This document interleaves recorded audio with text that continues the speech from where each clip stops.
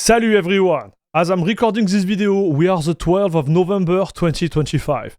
And I do believe that the Steam announcement, which was an ad for free products, which was certainly one of the most enjoyable ads I've seen for a while, I have to say it. I believe that this day is gonna be historic. I'm not mashing my words because this announcement is gonna be as big as the Steam Deck announcement like 4 or 5 years ago, because it's going to change the overall, I would say, user experience, gaming experience for us. I'm not even kidding. Not even Linux user, like everyone. And those products, even if they seem like just products right now, if you look at the vision, and we're going to be talking about it in this video, it could be, it can be, it will be a game changer. So, are you ready? Let's get into it. As always, we're going to start with a little bit of context. The first thing I want to mention for transparency here is that I didn't have access to the hardware. Some big YouTubers have had access to the hardware. They have been invited into Seattle, into Valve headquarters to put their hand on those 3 new products. I watched this video live on stream and I've been talking about everything related to those 3 products for 3 hours with the community.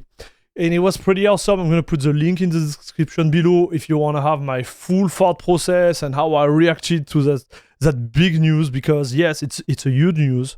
But the thing is, like, even if I didn't have access to the product, I believe there is a lot of subject we need to talk about.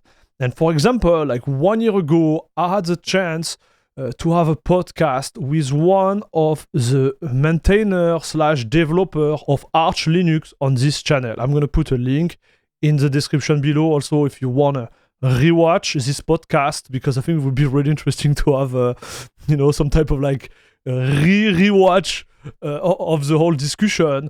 But long story short, we were having this debate at the time on why Valve was so interested into ARM64 and Arch Linux. And now we have the answer. One of the products is literally the result of this investment. Guys, this is exciting. It has been a long time that I have not been that excited about some hardware.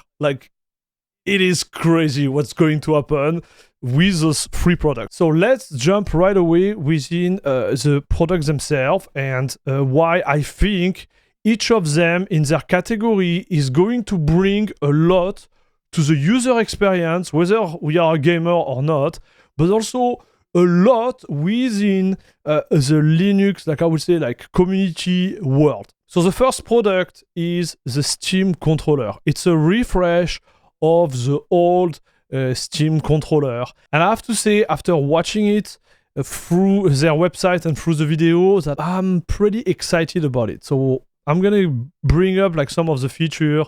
It has one of those symmetric layout, like a PlayStation controller, which definitively is a plus in my opinion, at least to my preference. It still have the dual trackpad, which come directly from the Steam Deck and from the previous Steam controller. So if you didn't have the chance to own one of those Steam controller before, and you just own a Steam Deck, those trackpads are really nice to have. Whether you are in-game or whether you are on the desktop, it's pretty fun to move around and click with them. It's super tactile, super nice. So it's good that they were able to keep them on this new iteration of the Steam controller. The other nice feature I liked was related to the controller puck, which is a little bundle which can be used to charge the controller itself, a little bit a la 8-bit Do, where you just plug the controller like that. You don't have to unplug the cable and put it through the connector of your controller each time you want to recharge it. You just put it on your desktop and boom, you are good to go. It will just charge itself with some type of magnet, and this is a nice feature. They bring also a new generation of thumbstick, which are supposed not to drift anymore. They're magnetic thumbsticks. So this I want to test it. Obviously, I'm going to try to put my hand on one of this controller and also all the other hardware there. but it's going to be more like the result of a long-term test. It seems that they could make a big difference compared to what is actually on the market. And when it comes to the other like goodies, you still have a gyro in it, which is pretty nice. Apparently, like the way you activate it is by gripping the controller a certain way, which seems interesting. And they also have like the rumble stuff and, you know, all the basic thing. One key differentiator, I believe, is the fact that they also have like the back button, the one you can program within Steam. And this is definitively a plus, if you ask me. When it comes to performance, I look at the number they are pushing through the hardware, like Steam website. And I notice that their latency is around like 8 milliseconds. It's the type of latency you will get with 8-bit DO wireless controller. So I own one of them, and I have to say I've been super impressed by how fast they are. So if the numbers are aligned with the performance of my 8-bit DO right now, this gamepad is going to be a banger when it comes to performance. Like 8 milliseconds, I thought it was kind of high, but it's not at all. It's aligned with, again, like the experience I had with my 8-bit DO, like latest model, wireless 2C, I think it is. It is just really, really good. So you're going to tell me, hey, like this is just another like gamepad, right? And you wouldn't be wrong, but you wouldn't be right either, because what it really brings is like this gamepad is going to be fully compatible with Linux out of the box. And this, my friend, is huge, because I've been testing a lot of those, and even if my 8-bit DO is almost like a 98% win when it comes to Linux compatibility, it's still not compatible at 100%. For example, if I want to upgrade the firmware, like guess what? I have to jump into a Windows installation and do the job. Well, with a Steam controller and knowing like how it has been with the previous one, because I own the previous one too, it's not the case. You can upgrade them on Linux. So this would be like the first big like controller totally fully compatible with Linux, with the Steam environment, and we'll talk about it after, because obviously like their dongle, which is like a special wireless dongle which gives like this special connectivity, is also included within the Steam machine. So you're going to be able to take advantage of those controllers with the Steam machine. So I'm really looking forward to them. If I had like one complaint right now, is the fact that they don't bring something I really liked with the DualSense from PlayStation, is the fact that they don't have the feedback trigger. So the feedback trigger is that, you know, like when you press the button on the back, you have like this strength that really variates versus like what's happening in the game. So let's say you play a driving game, for example, and you press a brake. Well, the trigger itself will like kind of like react or like and give you some type of resistance depending on what you do. So it's kind of a missing opportunity in my opinion. But yeah, I'm being picky here. So we'll see how much they cost, because price, and you will see during this video, is a real unknown there. So I'm really looking to see like how much they, you know, like position themselves, and if they can compete like with a company like 8-bit DO while providing a better, I would say like better overall experience than the competitor. Now the second product, and this one is, in my opinion, like the biggest announcement. Because yes, the Steam machine is big, and we're going to be talking about it after, but Steam Frame is a VR headset by Valve. And this is a VR headset which is running SteamOS. So SteamOS is running on the VR headset itself, right? On an ARM64 chip. Okay, it's a Snapdragon chip. And to give you an idea, this same Snapdragon chip is running most of the like I would say, like big phone out there, like the really powerful phone out there. So to mention some of them, there is a huge list. There is a Samsung Galaxy S24, the OnePlus 12, which are running the same CPU, but also the gaming phone from Asus, like the ROG Phone 8. Yes, it's running the same chip. And this chip is in fact like an 8-core CPU with a maximum like single thread frequency of 3.3 gigahertz. So if you thought that Valve just invest like a ton of money within Arch Linux to maintain ARM64 within their repo, now you know why they were doing it. This is huge. This is huge. So I don't know if you see where I'm coming here, but I'm gonna make a shortcut soon, so let me finish. But this is huge for multiple reasons. So let's talk a little bit about the device itself, like the hardware. The main purpose is obviously to run like virtual reality, but it's also to run games which are not designed by, I would say, like main purpose for virtual reality. Like this could be used as a huge like 4K, I'm not sure it's even more, like 6K screen, right? You could use it and plug your Steam controller and just play with a huge screen in front of your eyes. So this is something really important, and you will see why. And the other, like, I would say, like, big takeaway from the device itself is like, because you can do that, well, you can now run most of the game. So this is big. Most of the game which are by design made for x86 like architecture, you're going to be able to run them on a freaking ARM64 chip. Like, think about what it means. This is just insane. So I'm going to let you sit on this one, but you will see the implication when we start to think about more like in the conclusion of this video. But this is huge. Now, Valve via Steam/Proton translate x86 to ARM64. This is what it means, literally. So when you come to like the experience as it has been described on the website, you're gonna be able to run this VR headset so without any like cable. There is a battery in it. There is a fan too, like when it starts to warm up. It's not OLED.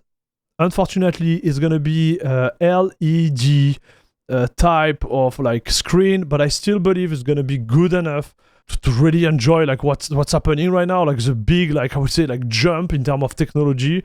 It's just insane, in my opinion, to think that we're gonna be able to run those games on an ARM chip, but I digress. So if you go back to the device itself, it's gonna be totally wireless. Whether you are running the game on SteamOS, like within the VR headset, or whether you are streaming it from a dongle, because it comes with a dongle you can plug into a PC, and then you can stream your gameplay or whatever you are doing from your PC to your virtual reality headset. And I think there is a lot of takeaway to take out of this, right? The first one is like, they were able somehow to make some of the game running on this device. And I'm saying like they were able because you have to think that each of the little lens for each of your eyes run at 2000 by 2000 pixel at 100, I think like 120 hertz with a max of 124 hertz, which is still like in experimental mode right now. But let's say like even 120 hertz, which is just insane. So how can an ARM64 chips, which are not known for like pushing that much pixel at a time, while translating the game, can still be viable in this setup?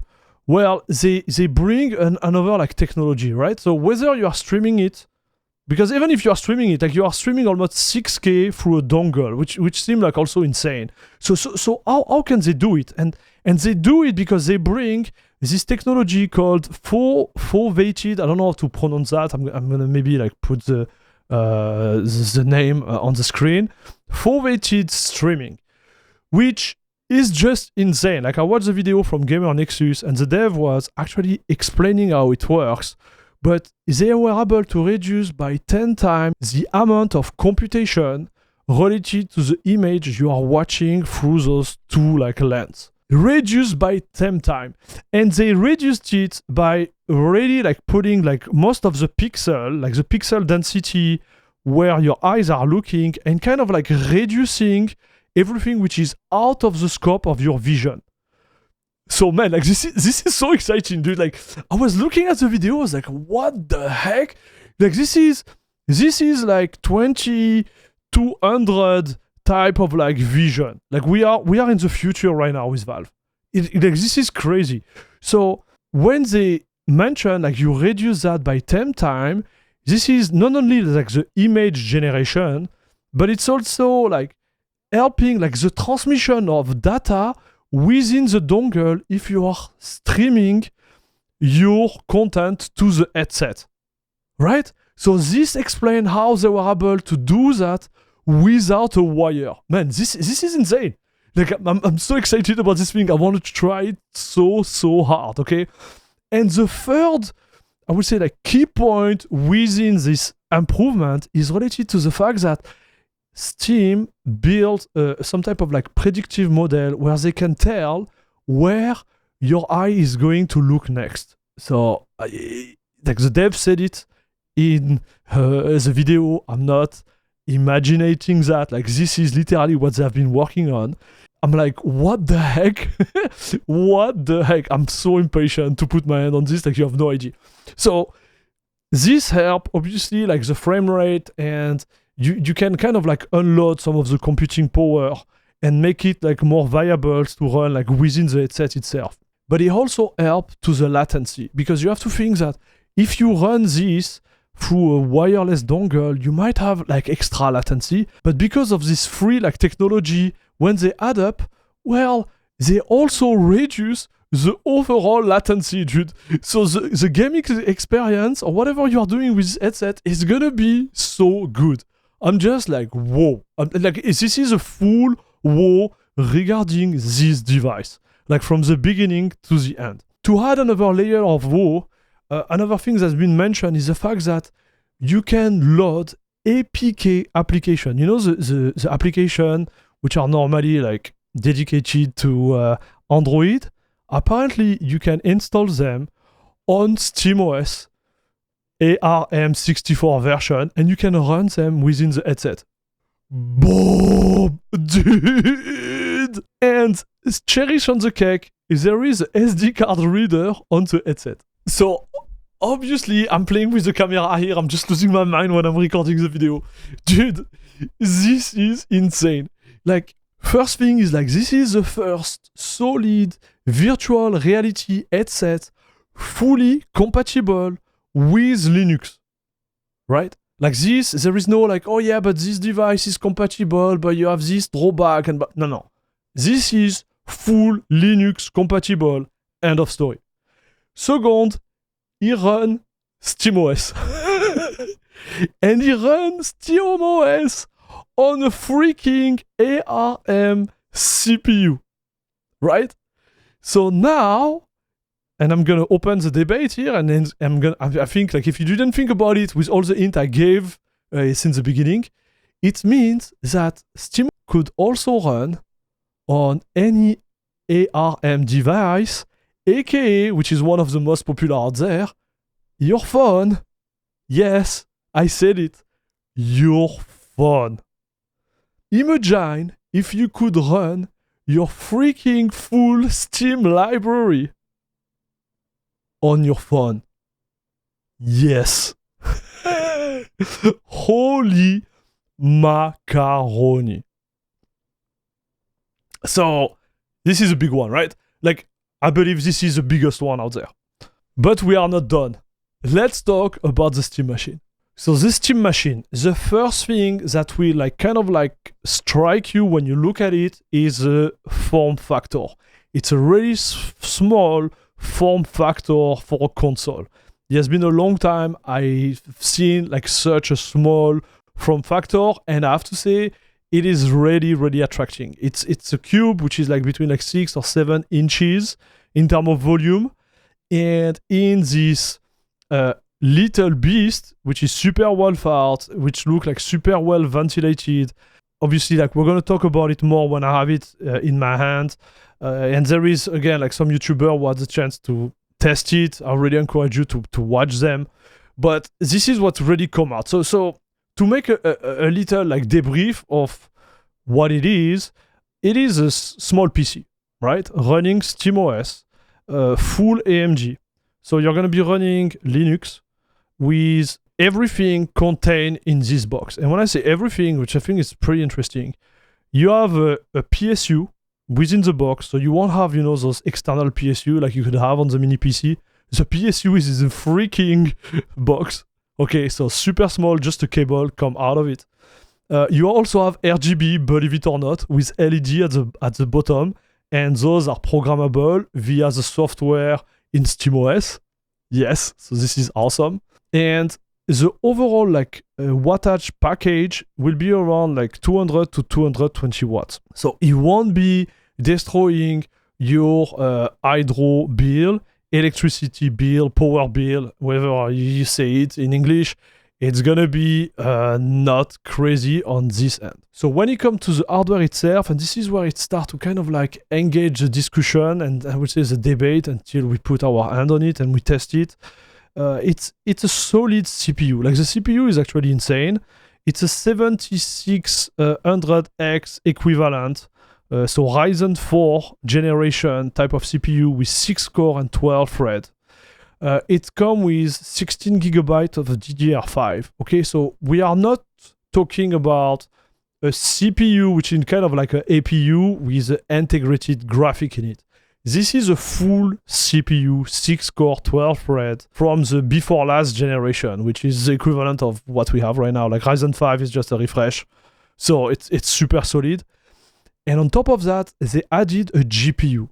And the GPU is the equivalent of a Radeon RX 7600 mobile with 8 gigabytes of RAM. So this is a big debate, right? Like, so on paper, when you look at what Valve is promising with this machine, they promise a 4K 60 FPS experience.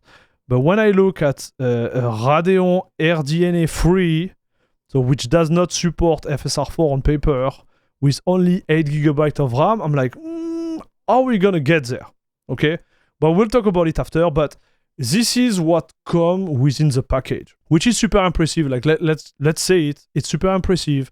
But again, like I want to put my hand on it to see really like where we land with this type of hardware in terms of performance. When you look at the overall like connectivity, you have all the nice stuff. So you have a DP 1.4, which can push like 4K at 240 Hz. It can also support daisy chaining. If you have HDMI, it's HDMI 2.0, not 2.1. But I'm guessing it's related to the limitation of HDMI on Linux anyways. So you're going to be limited at 4K 120 Hz. It is what it is. For the storage, it comes with an NVMe drive. It sounds like you're going to have the option between a 512 gigabyte and a 2 terabyte NVMe drive. So it's going to go fast. You're going to have option. This storage is actually like reachable. You're going to be able to put like, for example, like an 8 terabyte NVMe drive if you want and if you have the money for it, because it looks like this is going to be expensive really soon. But that's another debate. It comes with a specific like dongle for having like the full speed on the Steam controller. This is going to be integrated within the console itself, which is awesome. And it also have like all the, you know, like Wi-Fi 6E stuff and 1 gigabyte Ethernet. I would have loved to see like a 2.5 gigabyte Ethernet at least, but okay, 1 gigabyte is gonna do the job anyways, like no rush. And you also have to finish like some USB port at the front and at the back. A lot of connectivity. So now let's talk about what it really means for us, because now you have a better understanding of the products themselves. I think we really need to think about why this changed the market of gaming in general. So the first obvious point is the fact that the Steam machine right now is the best and biggest console out there. So you're gonna be like, Max, like, what are you saying? We looked during the stream at the spec of a PS5 Pro, and on paper, this Steam machine is more powerful than a PS5 Pro. Yes, it is more powerful. So I don't know how much it's gonna cost, but you could have right now a console, which is in fact a PC, but the PS5 are also like a PC in fact, right? Like you're gonna have a console running an operating system based on Linux, which can run most of the game, which are not, I would say, like exclusive to other console out there. So I'm gonna repeat that. You can play PlayStation game, Sony game on Steam, but now you can play them on the console. So, you know, it has been a long time that most of us have been like creating their little PC console, put SteamOS on it, and plug it to the TV. But the fact that they bring the hardware out there, bring it to the mass. I would say like most of the viewers out there, like we are Linux enjoyer, like this is the purpose of this channel. We are Linux gamer. We already know that. But for the user out there, potential like gamer, which are like, let's say on an old Xbox or on a, old PS4 or even PS5, not the non-pro one, now they have an alternative to bring all the game from their Steam library on this hardware. And it's an easy plug and play hardware. You just buy it, you plug it to your TV, it's super small, it is just, I would say like the final, I would say like execution of the vision of Steam. No more exclusive, all the Steam library is there. Now, what does it mean on top of that? Because it's even better than a console. Because if tomorrow Sony bring some type of like compatibility with other like platform like Xbox or whatever, well, you don't have access to the hardware itself. But because it's Linux, now with this console, you can run everything that can run on Linux. So here's my thought. Nobody really mentioned this, but what about retro gaming? What about emulation?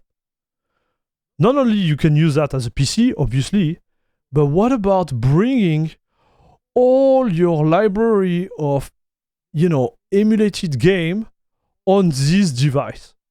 You now have the console that bring all the recent title on your TV, plus all the retro gaming experience. And I'm telling you, none of the actual like device out there, I'm thinking about the console mostly, can run game like this thing is gonna run game.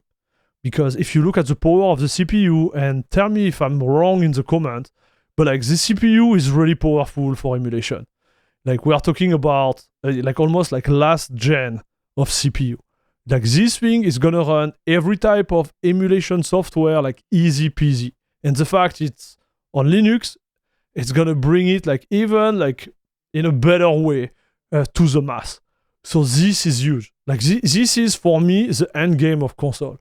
And their vision is finally realizing here. Like this is a realization of everything that they have been building for the last like 10 years, 15 years, compared to the first, like, I think it was called Orange Box. They failed, but they come back with something which is now like known everywhere because of the Steam Deck. Like think about it. What device is actually in most of the AAA game in terms of preset, in terms of settings. You want to play Cyberpunk? You go in the preset, you have a Steam Deck preset, dude. Think about it. Now you could have a Steam Machine preset, but we'll talk about it after. So this is, in my opinion, like the first huge takeaway from this announcement, right? You have the ultimate Steam Machine console in your living room. Whether you think it's not powerful enough or we'll talk about it, but like I think this is the biggest point here. The second point is related to pricing. So I believe the success of this device is going to be really like related to pricing. During the stream, we were trying to see like by putting kind of like the same type of hardware and buying it through a PC part picker, trying to think like where we will land in terms of pricing. And the pricing was pretty high. It will be around like $900 US dollar to $1,000 US dollar, depending on the form factor you would get. So if you want a biggest form factor, you'll be more around like $900. If you want to go small form factor, like something you could put under your TV, it will be more around like 1,000. I would push it even like 1,100 if you want a decent case. So think about it. If they are able to bring, this product under this price point. So let's say if they can bring it around like 700 USD or even 800 USD. This could be a banger. Like this could be a banger.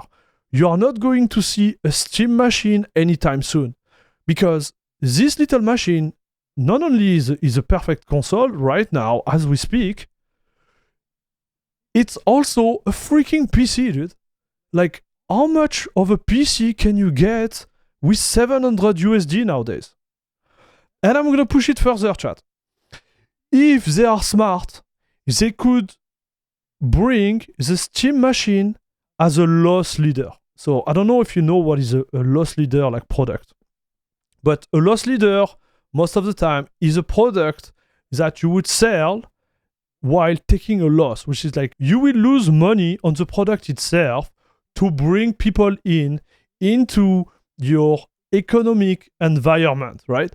So they could bring people in to kind of like ditch the other console and increase the expense of the user via the Steam platform, right? Because on each game they sell, obviously they make money. So if Valve decide to bring this product as a loss leader to bring traffic on the Steam platform, like Microsoft and Sony, they are in a big trouble. Like they are literally in big trouble right now. Like they are in big trouble because there is no exclusive, right? Now everything is on an open source platform, which means that the hardware is totally like accessible. The user, the buyer have still access to the full hardware. 10 years from now, they are tired of SteamOS. They want to put Linux on it for doing like a PC for, I don't know, their grandpa, their grandma, or whatever. The thing will be rock solid and running a freaking like Office PC, no problem. What are you going to do about your PS5 10 years from now? I'm telling you, it's going to be in the freaking garbage. I guarantee it. So think about that. Like this is insane. Now, if I have to talk about the negative, I would say like the only negative I see here is regarding the claim. If you claim you're gonna run 4K 60 FPS, guys, you better deliver. Like Steam, don't make this mistake. Don't make this mistake. Maybe put it at 4K 30 FPS, right? Like that, we know that, people are not going disappointed. I'm not sure this console, for example, could run Cyberpunk 4K 60 FPS. I don't see it. Maybe I'm wrong. Maybe I'm totally wrong, but I don't see it happening. What I would love is to have the surprise to get this device and see that, for example, if you run FSR 4, I'm saying again, FSR 4 performance on, for example, like Cyberpunk, you could get 60 FPS plus, but also like the good experience on screen. Because the 60 FPS, obviously, like it's what you try to reach, but you don't want to get 60 FPS with FSR 3.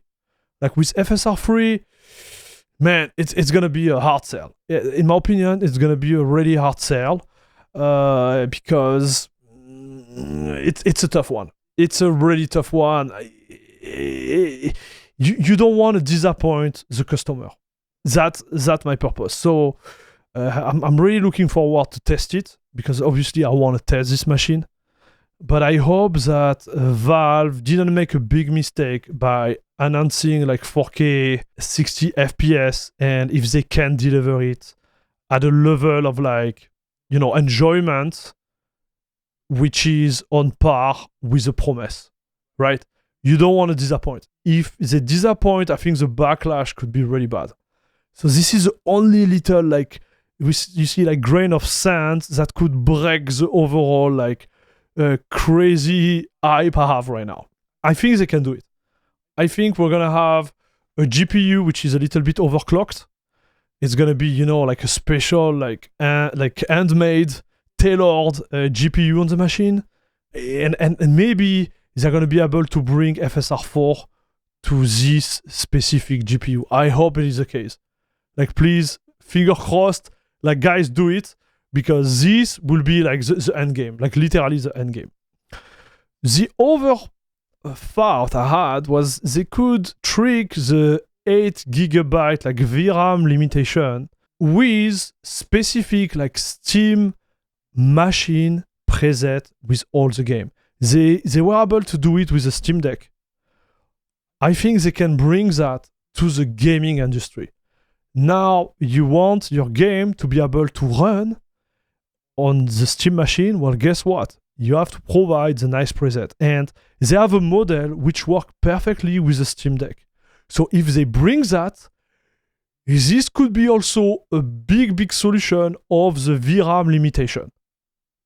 This could be also an alternative. Or maybe it's both of them. Like if they bring both of them, the FSR 4 compatibility plus the specific settings, it's gonna be insane, dude. Like this is gonna be like insane. Now, what is next? So I'm gonna have to conclude this video at a certain time because I already speak 3 hours during the stream, but I still feel like I need to speak with you guys because this is really big. What is next? So when you look at the Steam Deck bring gaming on Linux to the mass. Now this console is gonna bring gaming Linux to the mass in your living room, right? But what is also bringing and what could also come is a new generation of manufactured console made for SteamOS. Because if you look at the Steam Deck, what came out from the Steam Deck outside of the software and everything I mentioned before is the fact that now we have new piece of hardware which run SteamOS. So I'm thinking about the Legion Go, I'm thinking about the Asus handheld device, like all of those devices which are now part of the Steam ecosystem. Maybe 1 year, 2 years from now, we're gonna have like a killer console, like something insane, something that the manufacturer like Xbox or Sony could be totally like in the wind. They could not just compete with the different offers that third-party manufacturers are going to bring to the table. Think about it, dude, because if you make a parallel between what happened with the Steam Deck, what might happen with this Steam machine is just insane. Like, it could be insane. So this could be like something coming up. The second aspect I see related to the software itself, and especially SteamOS, it's the fact that now we have not only x86 support, which is like most of the computer or like CPU right now, or like the architecture, we have full ARM 64 support. So this we're gonna have to try, obviously, but we have seen people, some YouTuber like testing it, so it works, right? And this is like the biggest thing out there, because he opened the ARM 64 market. And as I mentioned at the beginning of the video, most of the phone right now, they are using the same chip than the headset, which means that now you could have your phone running your Steam library. So this open a new store, a potential store on all the handheld device which are like powerful enough to run game on your library. And I'm telling you, those two last generation of phones, they are just insane, like in terms of power. So you could have your favorite game running on your phone. Like I don't know if we are able to understand the type of possibility that will come out of this in 1 or 2 years or 3 years from now. Because this is just insane, guys. Like the phone, they are running Android, most of them, which is a derivative of Linux. So like we are in a world now where each of our phone is potentially a console. You can plug in your Steam controller or your controller via Bluetooth. You can control it via USB because most of those phones have a USB plug, right? You can do everything. Like this is like the end game, I believe, for Valve. Like pushing their library to the device which is the most popular all across the globe. A freaking handheld cell phone. So yeah, like this is gonna be insane. Like this, I can't, like I'm really warm right now. I watched the video like 6 hours before. I've been thinking a lot about it, but I think like this could open so many opportunities. So let me know in the comment below, like maybe, you know, like 2 or 3 days after that, we're gonna have new idea regarding this. But this is huge for the user in general, right?